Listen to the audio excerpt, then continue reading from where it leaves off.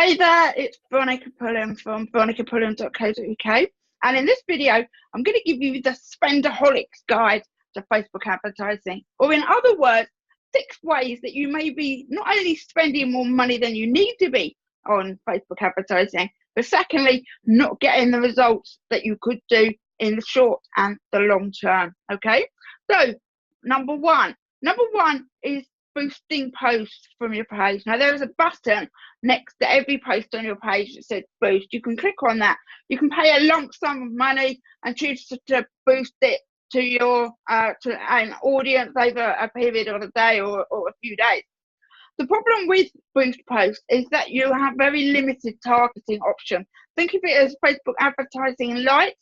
The options you have are really limited, where if you go to Ads Manager and choose the engagement objective, you'll achieve the same outcome, but with far greater control over not only the budget and the targeting, but the results as well. So that's number one. Don't ever boost posts on your page. Always use Ads Manager. Number two is choosing the wrong objective. So if you buy engagement, if you boost your post, you're buying engagement. You are buying comments and likes on the post. You want website clicks. You want people to go to your website, buy traffic. Okay? Make sure you understand what each of the objectives mean and what the result is that you're purchasing. But just know for now that if you hit that boost post button on next to your post, or you choose the engagement objective in Ads Manager, you are paying for likes and comments. You are not paying for people to go to your website and buy or read your post or read your blog or whatever it is that you want them to do. You are paying for comments and likes, and if that's not what you want, that's not the correct objective to purchase. Number three, as coaches, trainers, service providers, experts, it is trust in us that our audience have that increases the likelihood of them buying from us. So there is a period of time where we get to know our audience. They get to know you, your audience gets to know you. They learn, they recognize you as the expert who can help them, and they learn to trust. They have confidence in buying from you. So if you take a Facebook ad and promote your coaching program or your online program or your services packages to somebody who's never heard of you before, they are not likely to be ready to buy yet.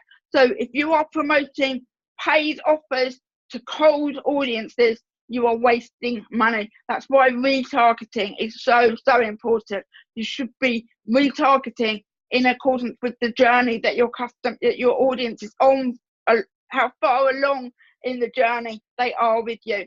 Okay, so don't advertise, don't ask for a sale from someone who's never heard of you. If you are selling a service where which ultimately service providers, we need our audience to trust us, and we need to trust before we buy also.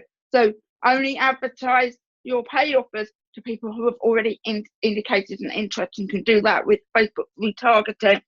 Number four, the audience network advertising placement. When you set up your ad, it asks where you want this ad to appear, so in the newsfeed in the right hand column, etc. And one of the options is audience placement. And not only is it always selected, but there is a warning that comes up when you take it off. It says this may reduce your results if you remove the audience network placement. Audience network is where your ad will appear in third-party apps and websites. For example, if you're reading an article on a newspaper site, you scroll through, there'll be an ad in the middle of it. That's very likely to be audience network. But here's the problem with audience network. Number one, when you see this ad, you are already doing something else. So just like in real life, when you say, hey, can you do this for me? And they're already doing something else, they're not going to stop and do that thing for you. If you run an ad that appears in the middle of an article, someone stops to read somebody else's article, and your ad appears in the middle of it, they're not there to read your article. They're in the middle of something already. So if you're asking them to take an action, they're already taking another action, and they're not going to stop. The biggest problem with audience network is the accidental click.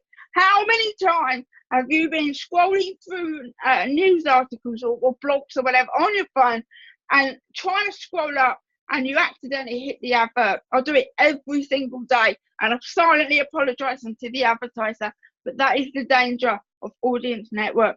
Audience Network is a perfect placement for some types of ads, but it's not for most. So be sure to know when to use Audience Network, and when, if you want them to take an action, place the ad where it's easy for them to take the action in the news feed or on Instagram. Okay. I don't know what number I'm at now, but the next way that you are spending more money than you need to is by not using video. Now, don't panic. If you don't like being on camera like I am on here, there are alternative types of video. You can also use animated images. But here's the reason why video is so powerful.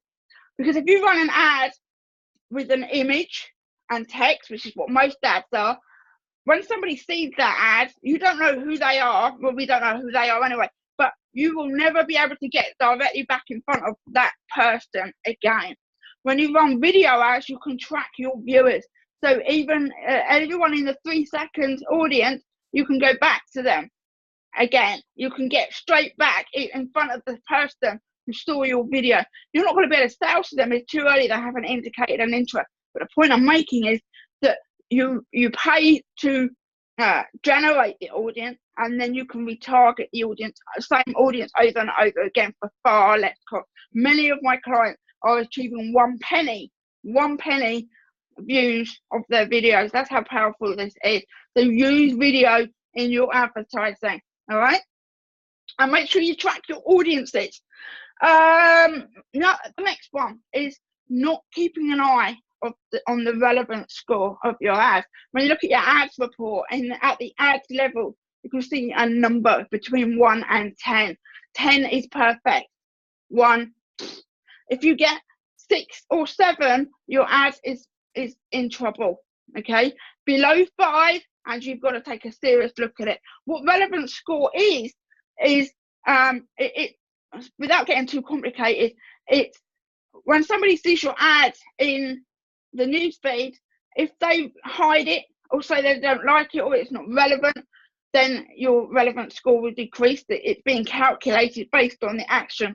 If very few people within the audience that you've selected take any action on the ad, which is highly likely if you're trying to get in front of cold people and sell, the relevant score will go down as well. If you can get 8, 9, 10, you are doing a 5-star job. Keep going. Any lower than 5, you're in trouble.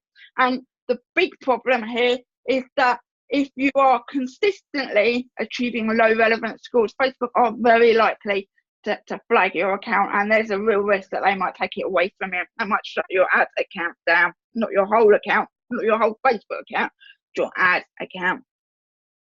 And the final one is using text in images that you use for ads.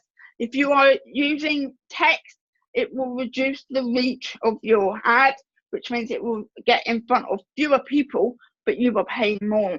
So there is an unofficial stat that 20% of the image area can be text. My advice would be, if you can, avoid text in the image. If you're using a video, that means the thumbnail. Okay, the thumbnail image must be free of text. If you need text, keep it tiny. Keep it way below the 20%. But every percent more, it will hurt the reach, and you will be paying for your ad to go not as far as it could do. Okay, so those are the ways that you can severely limit your results and spend more money than you need to.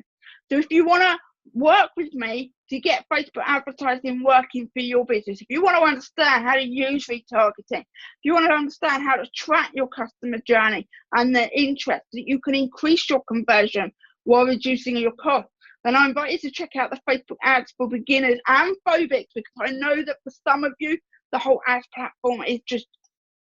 So I've created a 4-module program just for you, where I'll take you step by step. You'll be able to watch over my shoulder as I demonstrate everything and explain why we are doing everything. So you'll come away with a real understanding of how ads can add value to your business, how you can use video, how you can segment out different strands of ads to get the attract attention of people who don't yet know you, increase your conversions, and create connection for long-term ROI. The link's underneath this video. Go check it out. And I invite you to come and work with me. And there's a second option. There's an upgrade option if you want one-to-one calls with me as well. Come check that out. And if you want help to get Facebook ads working for you, we can take care of that inside Facebook ads for beginners and advertising phobic. And I'll see you again very soon. Bye for now.